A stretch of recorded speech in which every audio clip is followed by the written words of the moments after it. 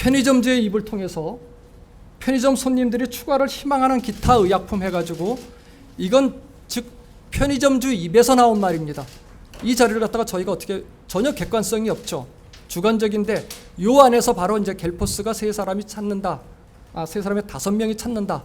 해가지고 복지부는 해서 여기에 대한 자료도 모두 소비자가 원하는 품목으로 둔갑을 시켜서 지금 품목을 추진하려고 했던 부분이기 때문에 이 부분은 저희가 수용할 수 없는 거짓 자료다.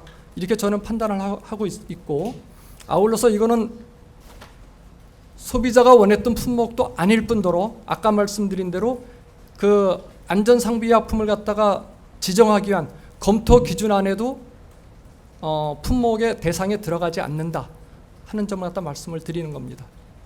갤포스가 검토 기준 안에 조금 검토 기준의 대상에 포함되지 않는다고 말씀드린 부분은 갤포스 같은 부분이 보통 6개월 미만의 그 유아들한테는 사용하지 못하도록 되어 있고, 제가 아까 말씀드린 그 안전성 기준 부분에서 이미 자료로 나누어 드렸지만 안전성 기준에서 특정 대상, 영유아라던가 그 노인이라던가 이 특정 대상에 대한 그 표시 기재 사항으로 금기로 되어 있는 부분들이 있습니다.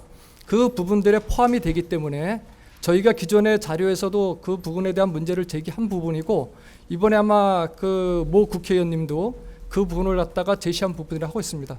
뭐 식약처로서는 어차피 지금 복지부가 지금 주관해서 이거 하고 있는 부분에서 같은 정부 기관 간에 좀 어떤 불협화음이 노출되는 게 조금 상당히 어려운 점이 있을 겁니다. 그래서 말한 거지, 그게 아까 말씀드린 대로 규정 자체가 복지부에서 3차 회의 때 그 모든 위원들한테 자료로 제시를 했고, 이 검토 기준안은 지난 2012년도 편의점 상비약이 나갈 때도 그대로 그 검토 기준안을 갖다 적용을 해서 했었던 부분입니다.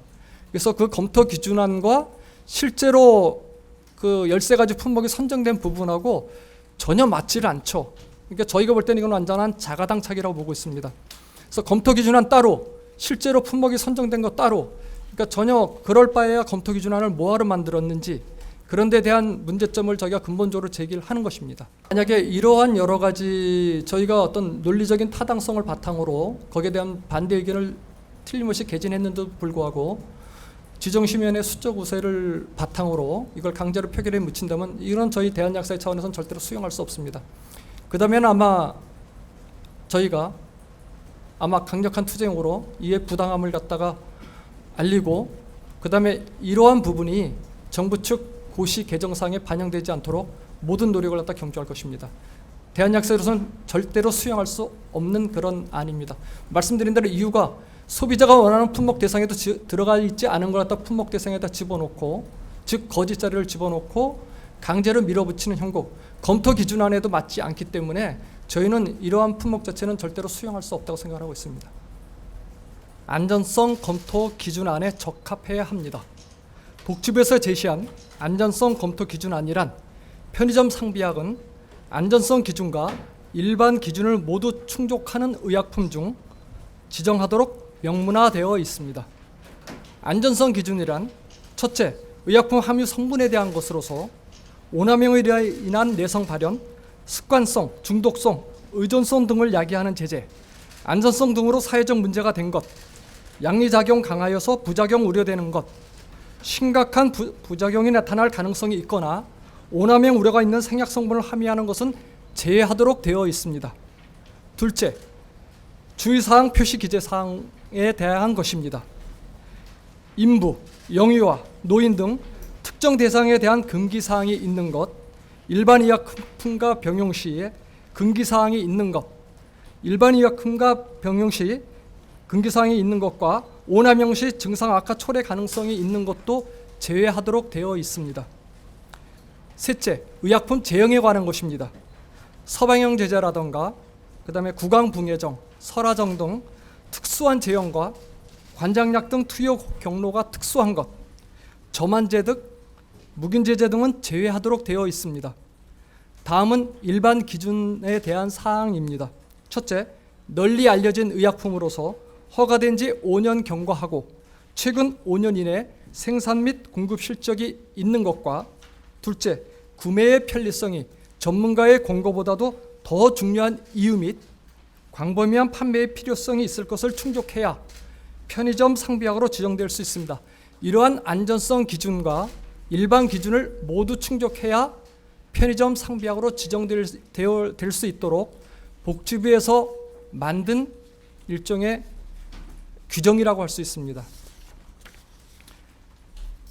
그런데 지난 7월 26일 진행된 국회 업무보고에서 식약처는 갤포스는 안전상비약 검토 기준에 해당되지 않는다고 복지부에 통보했다고 식약처에서 국회에 보고했습니다. 다시 말해서 복지부 스스로 제시한 편의점 상비약 검토 기준에 포함되지 않는 갤포스를 복지부 스스로 포함시키려고 하는 자가당착에 빠져 있는 것입니다. 이러한 문제는 신규 추가 품목 문제뿐만 아니라 기존 13개 품목에서도 그대로 나타나고 있습니다. 2017년 8월 29일 제3차 지정심의위원회에서 제시한 복지부 자료에서도 안전성 검토 기준안이 위원들한테 제시가 되었었습니다. 이에 대해서 대한약사회는 2017년 10월 23일 제4차 지정심의위원회에다가 안전상비 의약품 검토 자료를 갖다가 제출해서 기존 13 품목의 안전성 검토 기준에 문제점이 있다 하고 제기를 한 바 있지만 제대로 검토조차 하지 않고서 묵살당한 적이 있습니다. 안전성 검토 기준은 말 그대로 편의점 상비약 품목을 지정하는 데 있어서 최고의 규정이자 최소한의 필요 조건입니다.